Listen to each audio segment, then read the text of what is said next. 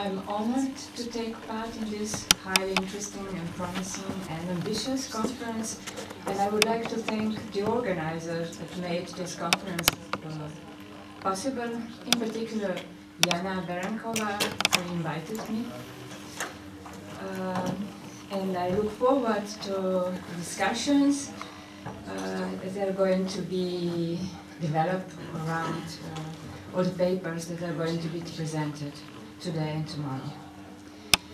And now the question which I wish to address here in relation to Badiou's work is the extent to which it is possible to mobilize philosophy in the task of changing the world we live in. What is at stake here is nothing less than an examination of the possibility of philosophy in today's world. I will quote two philosophers, Adorno and Foucault, who in a more or less direct way broach this question. However, in examining the possibility of philosophy in today's world, Adorno and Foucault adopt two incompatible positions regarding the destiny of philosophy today. According to Adorno, and I quote from his Negative Dialectics, philosophy lives on because the moment to realize it was missed. End of quote. Although it seems that philosophy, by missing the moment of its realization, outlives its proper raison d'être, in a sense, it is still alive simply because it has forgotten to die, there is, according to Adorno, a way in which philosophy, despite this unrealized opportunity, can be responsibly practiced. At the end of Minima Moralia, Adorno links the survival of philosophy to its ability to, I quote, contemplate all things as they would present themselves from a standpoint of redemption. End of quote. What is remarkable about these two formulations is the way in which they bring together the redemptive function of philosophy and its survival. The point made by Adorno is not to merely acknowledge that philosophy has failed to realize itself this time. The point is rather that, due to its failure, philosophy seems to have also ruined the possibility of the world's redemption.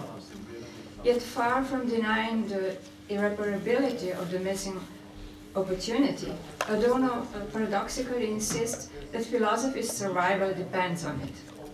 A peculiar survival, to be sure, as it entails that no second chance for redemption will present itself. But there is another reading of the task that philosophy assigns to philosophy in contemporary world. According to this reading, by missing the moment of its realization, philosophy seems to be returning to the point of departure, in a sense of speaking, to be once more nothing but the interpretation of the world. This is from Marx's 11th Thesis.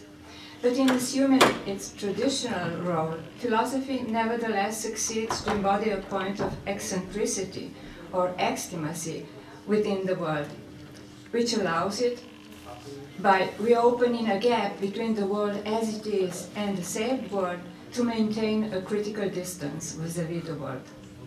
For Foucault, by contrast, there is still work to be done by philosophy. If being modern requires a specific relation of belonging, such that it presents itself as a task, as Foucault claims in his famous text, What is Enlightenment, then the task proper to philosophy, as it turns to its time, consists in marking the discontinuity of time by wrenching something eternal from the present instant. Only in this way, that is, by going against the grain of the times in order to rescue a moment of eternity in it, can philosophy heroize the present. This is Foucault's expression. A fundamental challenge to contemporary philosophy comes from the clash between these two incompatible tasks. But if the last hour of philosophy has not yet come, this is because among contemporary thinkers there are at least two, Alain Badiou and Giorgio Agamben, who have risen to this challenge.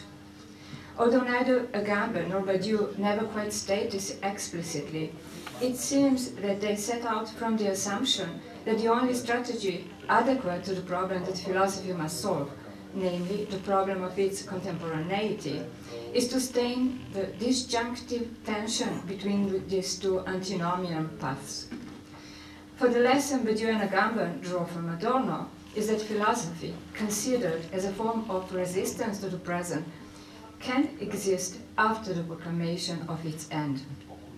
And indeed, there is perhaps no better example of this desire for the continuation of philosophy than Badiou's attempt to refound philosophy in an epoch which is less hostile to philosophy than indifferent both to its existence and its non-existence. His audacious repetition of a Platonic gesture, a master's gesture if there is one, while redrawing the limits of its pertinence, succeeds nonetheless to establish philosophy as a genuine place of and for a thought that strives to transform the world by thinking about time-breaking novelties or eternal truths, as Badiou calls them. No doubt, in the intervening period, that is to say, since Adorno, a new relationship has been established between philosophy and its time. The novelty of this relationship can be seen in one of Badiou's lectures, whose title is precisely The Desire of Philosophy and the Contemporary World. In this lecture, Badiou dramatically announces that if, I quote, the destiny and even the very existence of philosophy is at stake today, end of quote, this is because in the contemporary world, described as a sort of anarchy or more or less regulated, more or less coded fluxes where money, products and images are exchanged, end of quote, the place of philosophy seems to be foreclosed from the outset. It follows that in order to be able to resist the pressures of today's world, philosophy, according to Badiou, must be able to propose something which can interrupt this endless regime of circulation, disrupt precisely that which renders our world fragmentary and illegible. The imperative that contemporary philosophy confronts is that there be such an interruption point, precisely because only such a point of discontinuity allows thought to extract itself from the world that never ceases to change. Thus, in order to avoid the grip of the present hegemonic ideological discourse, philosophy's task is to return to a seemingly obsolete moment from the past, the real of the times or a moment of eternity that transcends different times and worlds. Although Agamben has been slow to address the question of philosophy's tasks in our time, he agrees with Adorno and Badiou that it is philosophy's duty to resist the world and its time. Where Agamben and Badiou differ is over the identification of the task of philosophy.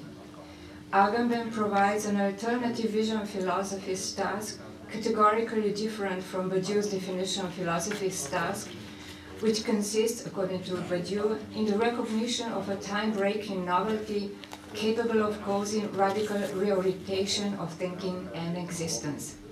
Indeed, the only duty that philosophy is capable of fully assuming, according to Agamben, is to rescue, I quote, the capacity to remain faithful to that which having perpetually been forgotten, must remain unforgettable. End of quote. This is from Agamben's Time That Remains. It is in light of a threat of the return of the non-dead forgotten that Agamben conceives of exigency as a sort of protection, a prophylactic, against the return of the forgotten, or more properly, against the return in the real of that which has been foreclosed from the symbolic. One of the most immediate consequences of this defense against the possible destructive return of the forgotten past is that the relation between the possible and the real must be rethought, or inverted. Thus, against Leibniz, who stated that every possibility demands to exist to become real, the gist of exigency for Agamben lies in a retroactive production of the possibility of that which is presented to us in its immutable givenness and necessity. The exigency of restoring the unforgettable qua unforgettable thus necessarily implies a radical transformation of the past. For what is at stake here is nothing less than the exigency to restore the contingency of the past, or in the words of Agamben, the redemption of what has been. This redemption consists in the restoration after the fact, retroactively as it were, of the possibility of that which has already taken place in the past. This means that for Agamben, the possible does not precede reality, rather it follows it. At this point, Agamben surprisingly joins psychoanalysis, since salvation, as he sees it, instead of pointing towards the future, as one would expect, points towards the past. Agamben seeks to recover philosophy's redemptive function by introducing a new modality, that of exigency, to recover the possibility of the past. With Badiou, we have rather a different emphasis on the current time and therefore a different solution. For Badiou, if philosophy turns to past, this is not in order to save the past, its potentiality, virtual real, or real virtue, whatever terms one chooses in order to capture this agalmatic dimension of the past, which is agalmatic precisely because it did not succeed in passing into actuality. Rather, what determines the duty of philosophy is the question of extracting the eternal from the present. What philosophy strives to capture and clarify is the production of a new kind of the present, a paradoxical undertaking, as it is a matter of producing within the worldly present a new present, while relating to something that has already disappeared, namely the event. Taking up Hegel's metaphor of Minerva's owl that takes flight only at nightfall, in short, when all is said and done, Badiou claims that philosophy as such always comes after the fact. Indeed, by coming after, philosophy is constitutively anachronistic in its own time. This may explain why, for Badiou, the principal task of philosophy is to draw up a balance sheet of its own time. To think its time means, for Badiou, that philosophy has to detect points of interruption which mark a break with the previous paradigm of thinking, and, as a consequence, inaugurate a new time and start a new counting of time. More specifically, philosophy could be designated as an attempt to isolate, to extract the real of its time, or to paraphrase Badiou, literally wrench time from time, in order to reveal those unheard of possibilities of which time, because of the constraints of reality, did not know that it was capable. To identify those points at which the impossibility of a given time turns into a possibility of some unheard of novelty, allowing for a definitely new beginning. Philosophy of this view is a paradoxical turning towards its time, a turning which involves a curious torsion of the thought of time onto itself. We can find the most concise formulation of this torsion, this turning of time onto itself, this return to time of time to itself, precisely in the book consecrated to reflection on the 20th century. I quote, "For us, philosophers, the question is not what took place in the century, but what was thought in it. What was thought in the century that was previously unthought, or even unthinkable. To be more precise, how the century taught its own thought, how it identified the thinking singularity in the relation it entertained with the historicity of its own thought." End of quote. But what becomes of philosophy as conditioned by its conditions in wordless times? How can philosophy continue to operate in accordance with the task it has set for itself, without the possible overstepping of the limits imposed on it? No doubt there is no problem to heroize the present when something radically new takes place. It is, however, more difficult to extract something eternal from wordless times. Philosophy is normally supposed to come after its conditions. Yet this ordinary or normal task of philosophy seems to be particularly difficult to accomplish in periods in which nothing appears to be happening, in times in which no truth procedure seems to be active, in short, in eventless times. In such times, short of events, philosophy has to adopt a different stance towards its time. In the times when no new truth seems to be emerging, philosophy has to make a wager à la Pascal, namely that contemporary philosophy, and I quote from Logique du Monde, is capable of enveloping today's action and drawing strength tomorrow from what these actions will produce. End of quote. Paradoxically, it is precisely because the duty of philosophy is to think at the breach in time, in wordless times, when such a breach in time, a bifurcation of time, or the coexistence of two heterogeneous times, historical time and evental time, or the times of truth, is obliterated, practically invisible, to the point that the inhabitants of such a world are unable to even conceive of the possibility of another world, the role and importance of philosophy seems to increase. The difficulty that philosophy faces today is that precisely as the hour of Minerva, that is to say, coming after the event, it must prove that it can be also truly contemporary to its time. That is to say, capable of taking part, participating, together with its conditions, in bringing new truths to life. In such times, philosophy should propose, as a remedy for the current confusion and disorientation, a balance sheet of the time in which truth procedures have produced something new eternal truth. Philosophy presents itself today as a particular articulation or knotting of a balance sheet of the past and a manifesto enveloping the precarious present of the emerging novelties in a fiction of the future of this nascent present. Just like avant-garde's proclamations, philosophy today must provide formula, I quote from Badiou, to invent a future for the present, end of quote, of truths, without being certain whether the thing itself is already present. In trying to be contemporary by being non-contemporary, the task of contemporary philosophers remain, and I quote from the century, to be of one's time through an unprecedented manner of not being in one's time, end of quote. At the same time, philosophy must show reserve.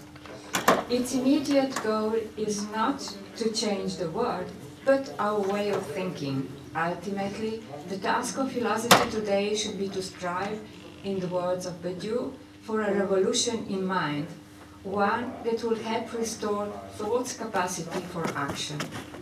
In an interview with Le Magazine Littéraire, following the publication of his book, which was, as its very title signals, Le siècle, the century, conceived as a philosophical balance sheet of the past century, Badiou introduces a new, or at least a sketch of a new definition of philosophy's task in a striking and at the same time enigmatic fashion by stating that by definition philosophy comes after the fact, yet despite, or more properly because of this, as philosophers, we also have, I quote, but the possibility to come before if we assume that by means of the categories that we forge, something of that of which we have been belated contemporaries is gathered together, brought back to life, end of quote.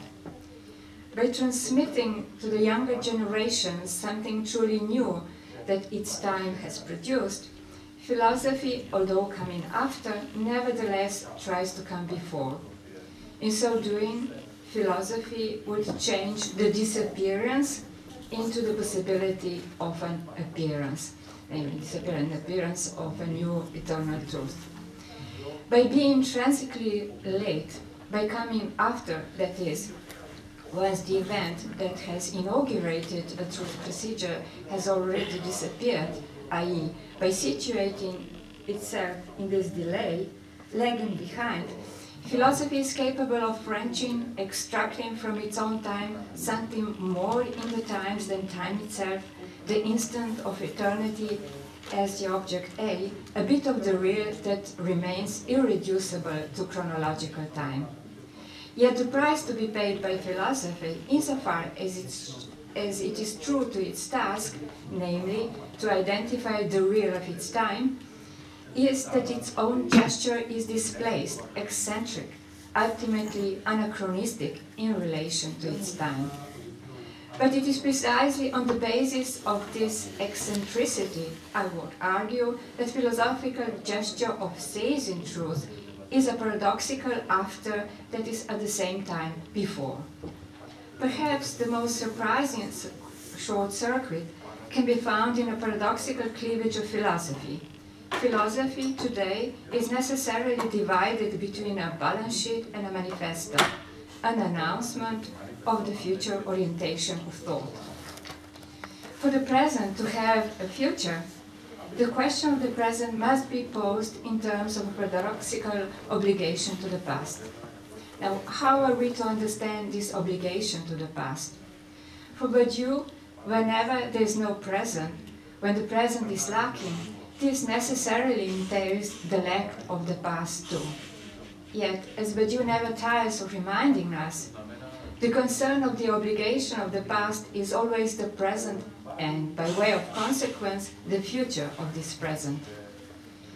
Badiou's thesis here is namely that with the obligation of the with the obliteration of the eventual past by means of its negation, obscuring, or criminalization, it is the present which also disappears.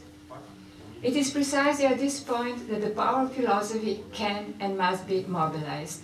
Strictly speaking, for philosophy, and this is Badiou's claim from his unpublished seminal S'orienter dans la pensée, s'orienter dans l'existence, the 21st century has not yet truly begun.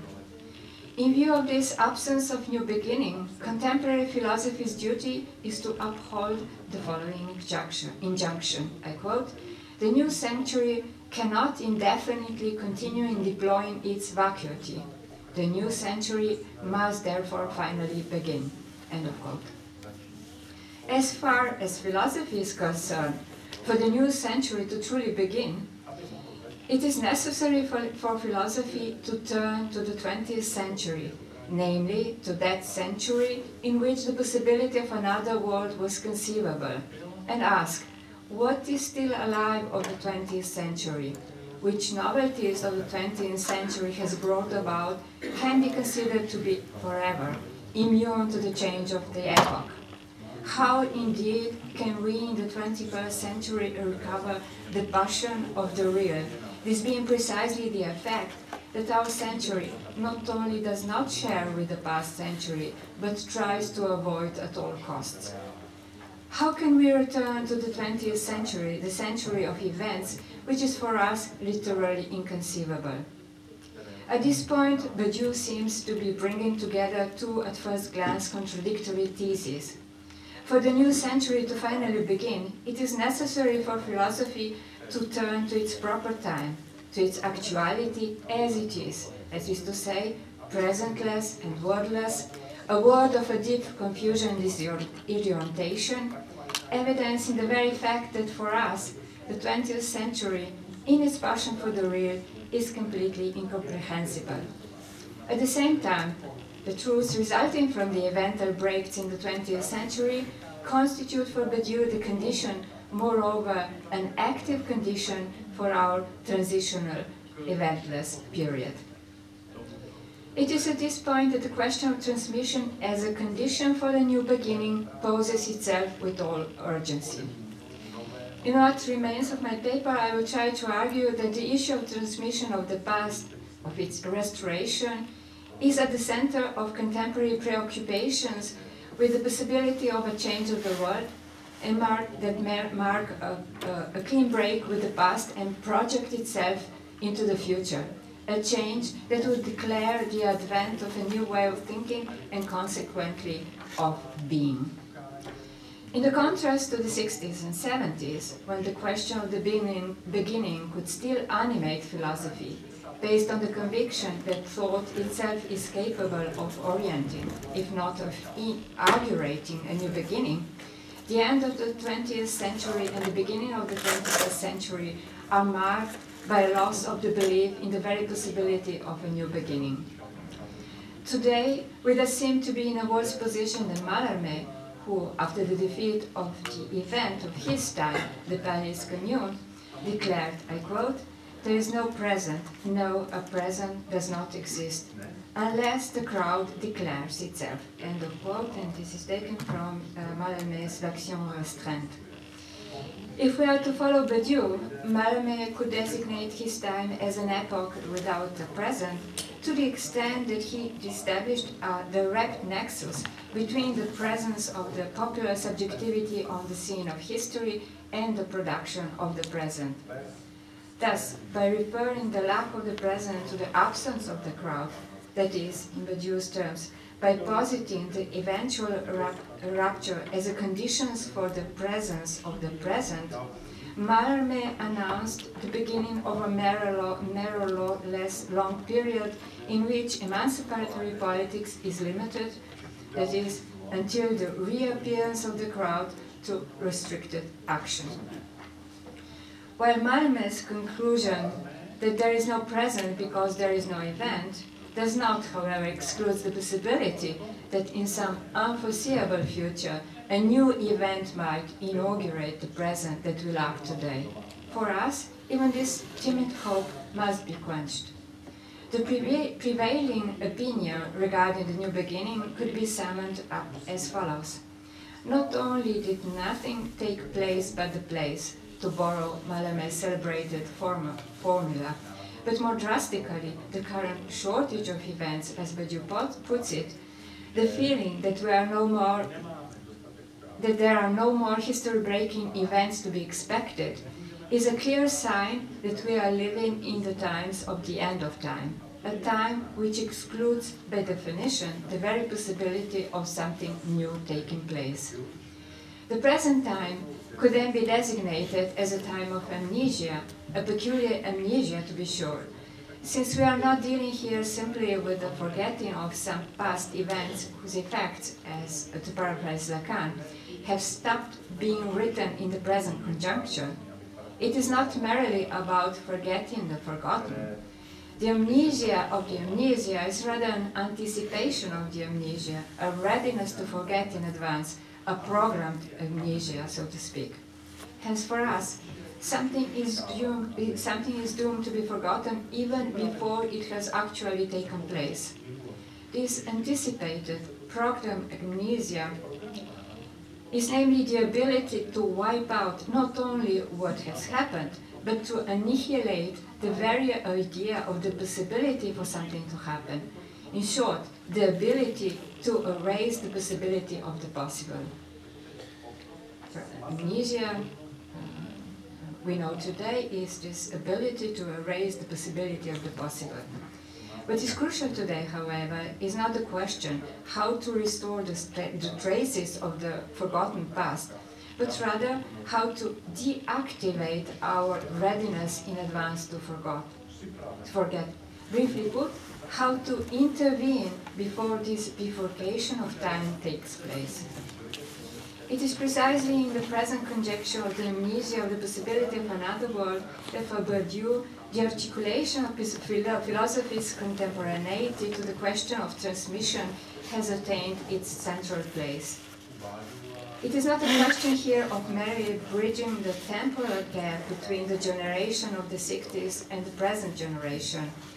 What is at stake here is nothing less than the possibility of transmission under the circumstances of contemporary nihilism, namely a transmission from the evental generation, a generation that experienced in the 60s, if only for a brief moment, the possibility of a new beginning in the guise of a categorical departure from the existing state of affairs, to a properly nihilistic generation, which is marked not by the event, but by its absence. A generation that was literally marked by the nothing. A generation that was under the spell of the dominant ideology, according to which a new beginning is no longer possible. How then can the past beginning be inscribed in such a conjecture in which the gap separating the inventor from the nihilistic generation seems to be unbridgeable? The question of transmission is the question of a singular relation to the times, or more properly, what is at issue in transmission is the restitution of the moment of the real that evades all integration into chronological time, into history. A moment of the real, I call it, precisely to the extent that the real is fundamentally transhistoric.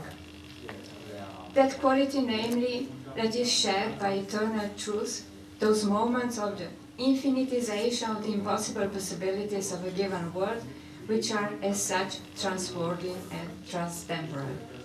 In light of this transtemporality of the real, it could be said that the past, the present, and the future are less to be understood as chronological categories than as specific subjectivations of time. In this context, the current amnesia of the beginning could be viewed as a particular subjectivation of time, a mode of the subjective time characterized by the erasure of all discontinuity. This principal indistinction between a before and an after, this is at the core of the amnestic operation, produces a new temporal figure, that of the present without the future. The amnesia of the beginning, or rather of its possibility, is namely a subjectivation of time that denies the event as a clear-cut interaction by inscribing it back into history as one of the things that simply happened. By denying the discontinuity in which the eventness of the event consists, the amnesia of the amnesia is not only annihilates the past, but also the future.